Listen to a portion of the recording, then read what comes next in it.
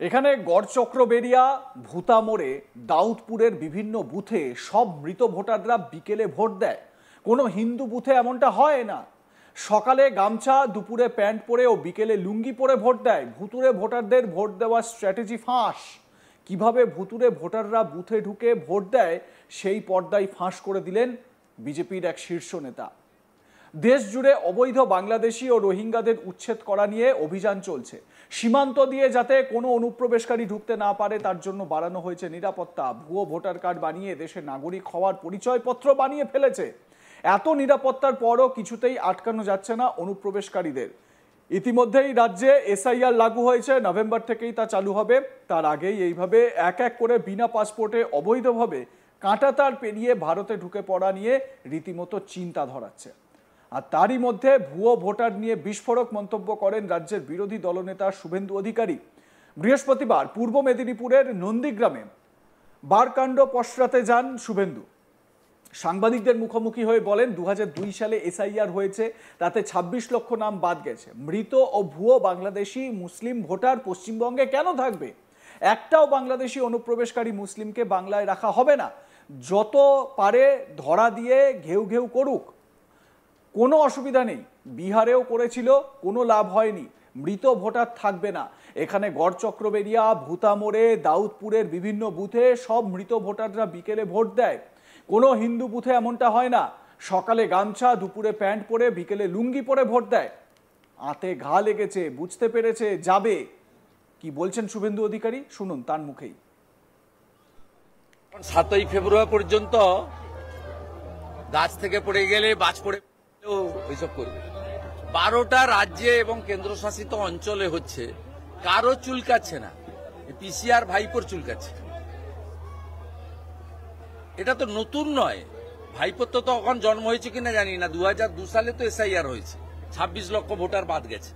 তা মৃত ভোটার, ভুয়া ভোটার বাংলাদেশের মুসলমান পশ্চিমবঙ্গে থাকবে কেন?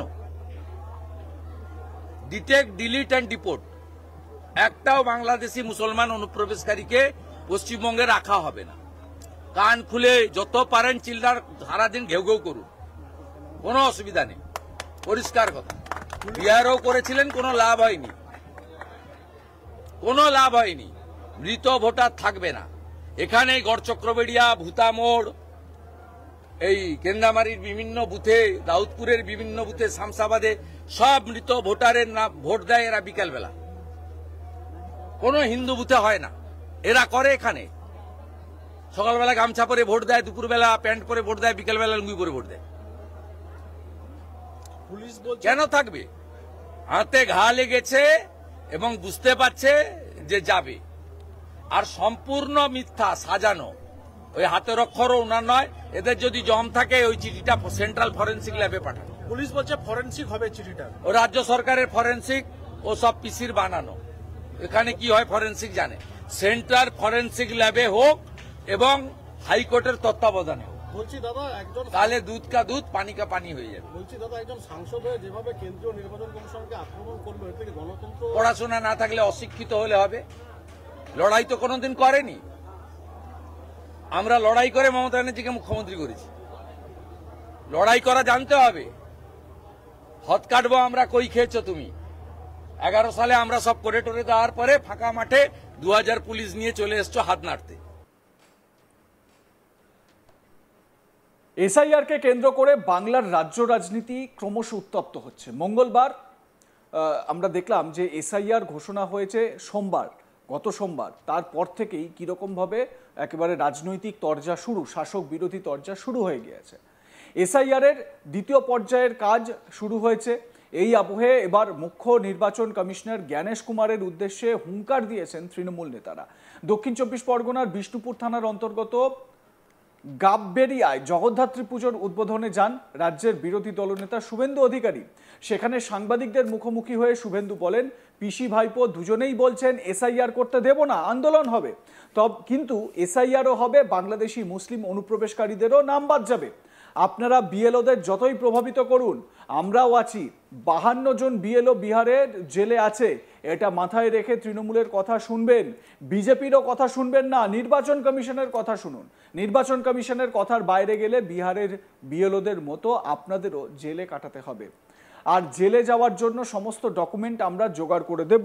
বিএলওরা কোনো পার্টি দাদার কথা শুনবেন না। কি বলেছেন শুভেন্দু বিএলওদের উদ্দেশ্যে, শুনুন। বলছিল না কদিন আগে, এসআইআর করতে দেব না, ঘেরাও हो जाएगा, আন্দোলন हो जाएगा। পিসি এবং ভাইপো দুটোই বলছিল, বড়টা ছোটটা দুটো একসঙ্গে। এসআইআর হবে, বাংলাদেশি মুসলিম অনুপ্রবেশকারীর নামও বাদ যাবে। আপনারা বিএলওদের যত প্রভাবিত করুন, আমরাও আছি।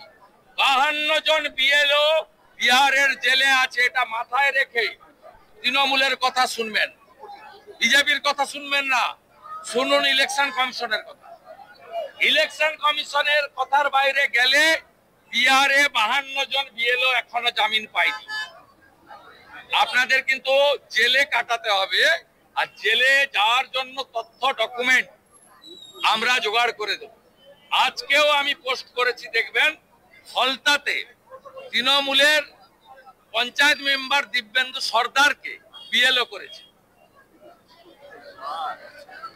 এই জেলাতে ভর্তি একেবারে আলাউদ্দিনের নাম কাটতে বাধ্য হয়েছে।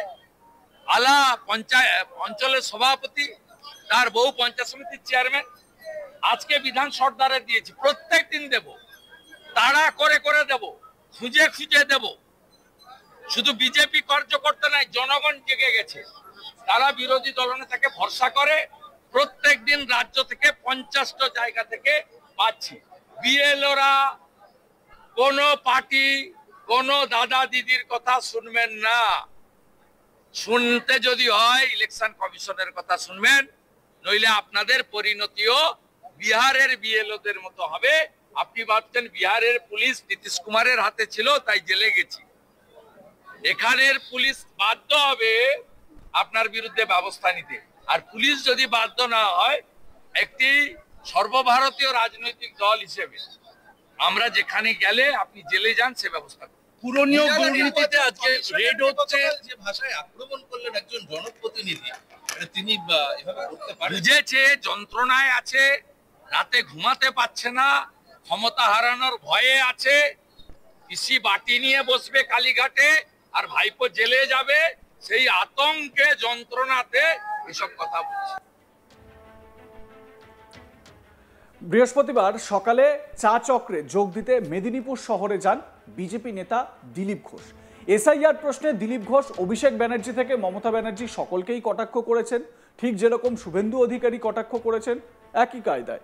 সেই সঙ্গে প্রদীপ করের মারা যাওয়ার ঘটনা নিয়েও বিভিন্নভাবে শাসক দলকে তুলোধনা করেন দিলীপ ঘোষ। আপনাদের মতামত কি এ বিষয়ে জানাতে ভুলবেন না। দেখতে থাকুন আজ তাক বাংলা, সাবস্ক্রাইব করুন আমাদের ইউটিউব চ্যানেলটি, বেল আইকন প্রেস করুন নোটিফিকেশন পেতে।